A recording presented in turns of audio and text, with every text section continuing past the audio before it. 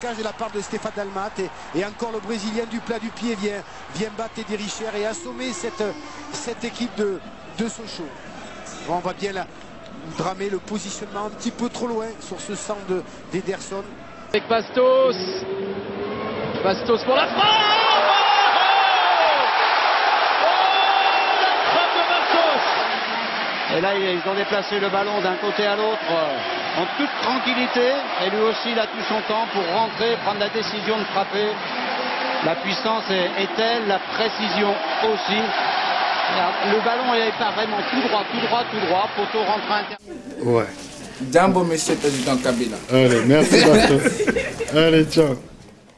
En pleine confiance.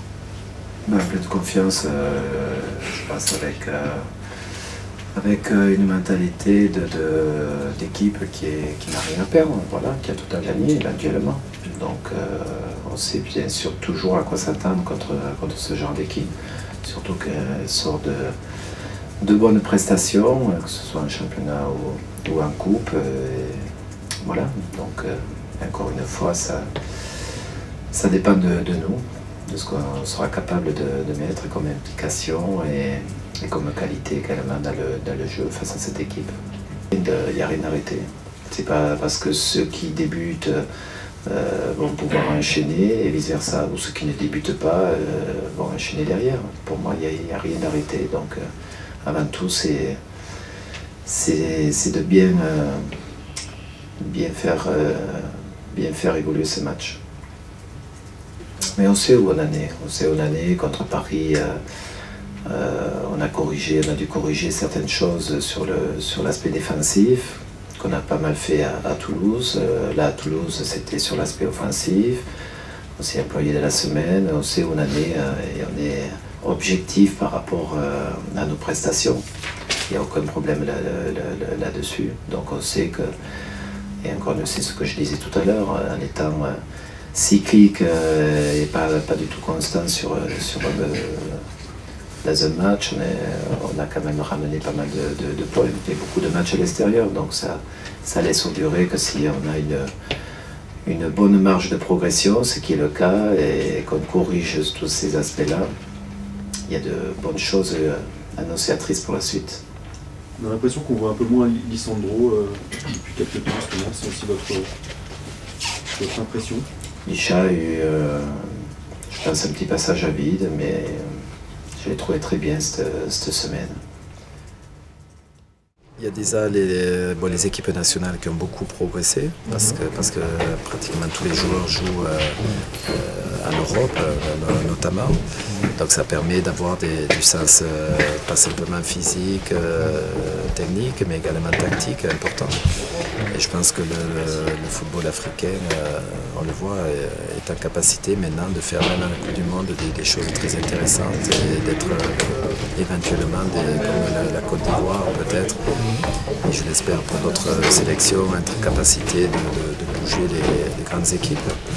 Donc après le football africain club, je connais pas trop, mais je sais qu'il y a de plus en plus d'éducateurs, d'entraîneurs étrangers, donc je pense que c'est très bien.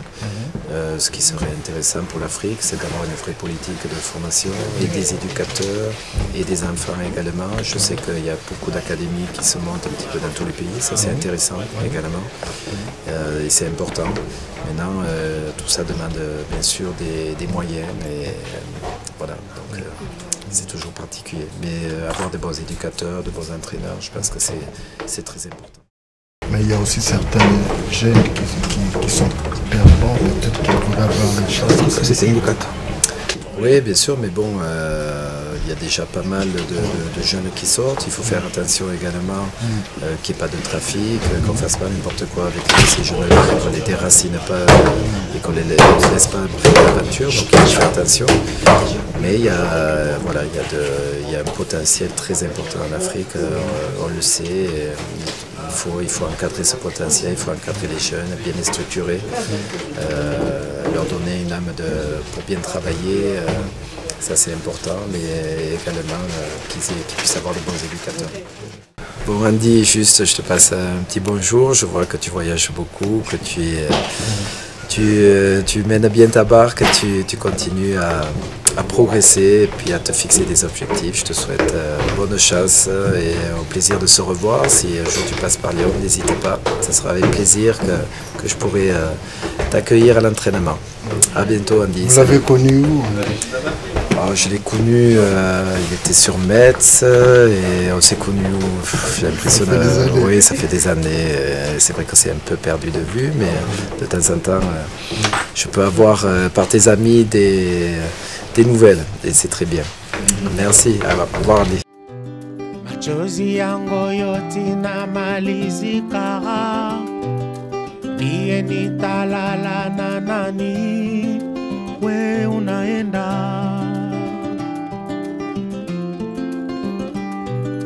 ndiye paka ni mawazo, ndiye paka ni kuwaza. We unaenda, naenda kama ile njia ya kurenda, kama ni